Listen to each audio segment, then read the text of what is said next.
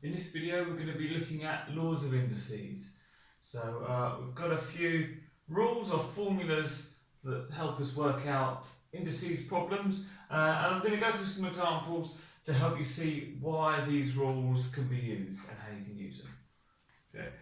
Let's start off here. So we've got 5 squared times 5 to the power of 4.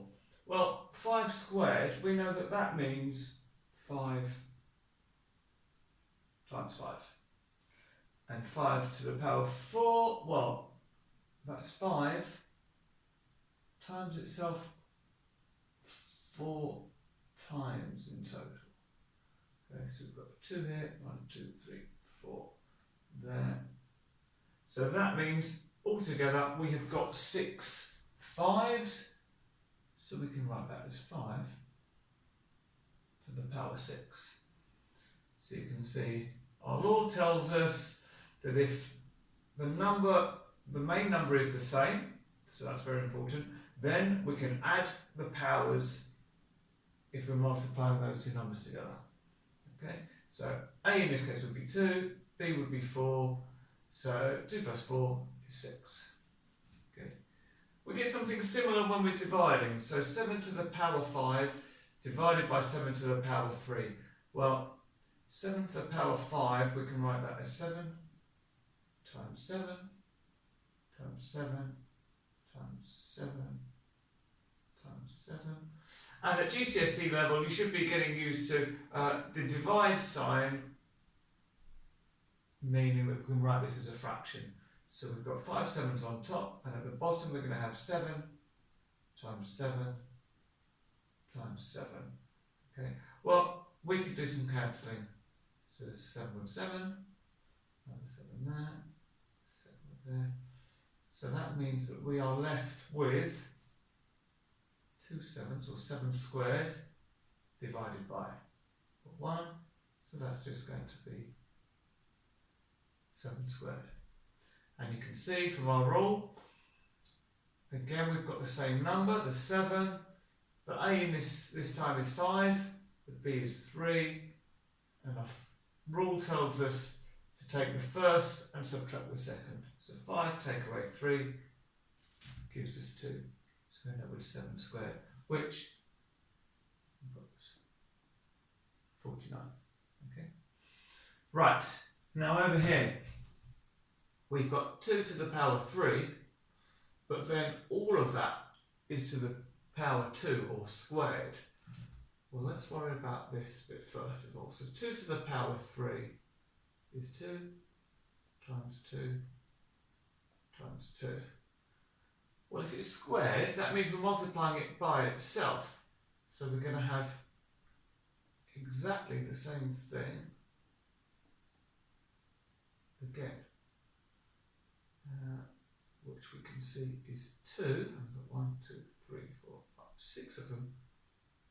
Is 2 to the power 6. You can see from our law here, when you've got something to the power and all of that to another power, we can multiply those powers together. So A is 3, B is 2, so 3 times 2 gives us 6. Okay. This, hopefully most people would be comfortable with this, but I just would like to point out that anything to the power 1, well, that just means 9. We don't need to write 1. So anything to the power 1, it's just itself. Now, here we've got 10 to the power minus 2.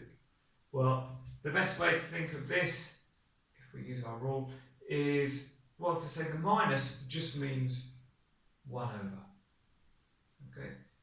And then we write what's left without the minus.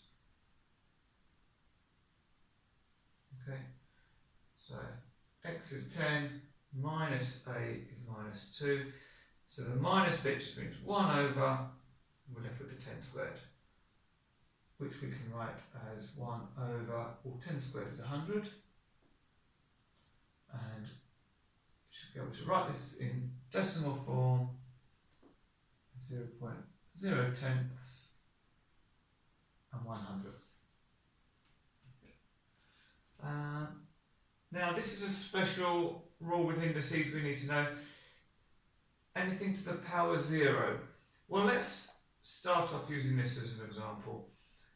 5 squared divided by 5 squared. Well, if we go back up to our division rule here, well, we know that this number is the same, so we can write this as 5 to the power, well, A is going to be 2, and B is going to be 2. So that's 5 to the power 0. Now, if we do this as a division, we can show 5 squared divided by, or over another 5 squared. Well, these are going to cancel, and we just end up with 1. So anything to the power 0 is equal to 1. Okay. And finally, we're going to look at fractional indices. So here we've got 8 to the power 2 over 3, or 8 to the 2/3. Okay. I'm just going to apply the rule in this case. So what we want to start with is we want to keep our main number. And then we're going to put our root sign. Now the root depends on the number at the bottom of the fraction. So we've got a 3 here, so it's going to be the cube root that we want. But we still need to keep the 2 up here, the squared.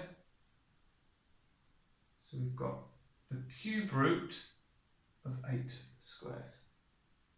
Okay. So I'm going to write this as the cube root of, well, 8 squared is 8 times 8, which is 64. And then to solve this, you can put this one in your calculator, or for low numbers, you should be able to work out some of the cube roots. For example, if we have, for 1, the cube root is going to be 1 times 1 times 1, which is 1. 2 cubed is going to be 2 times 2 times 2, so that's 2 2s are 4, times 2 is 8. 3 cubed, 3 3s are 9, times 3 again is 27. 4 cubed, well, 4 times 4 is 16. Multiply that by 4, we're going to get 64, which is there. So with this one, the cube root of 64 is 4. Okay. Now here's a couple of special cases I want to show for fractional indices. So if we take 25 to the half and apply the formula, well, we're going to write let's put the 25 here. And then our root. Well, what root is it? Well, it's the square root. So we could put a 2, but normally we don't bother. We just leave it like that for square root.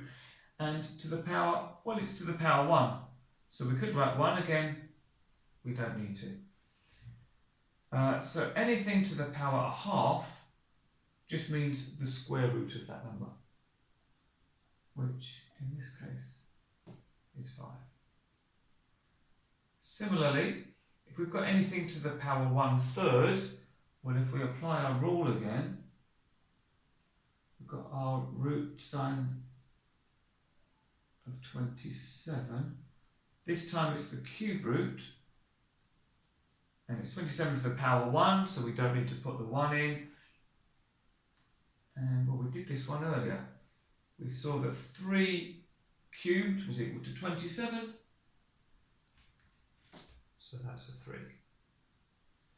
So these rules you do need to know. This is probably the hardest one to remember. But if you practice them, get comfortable that when your x's need to be the same and which way round your a's and b's are, and you should have this cracked in no time.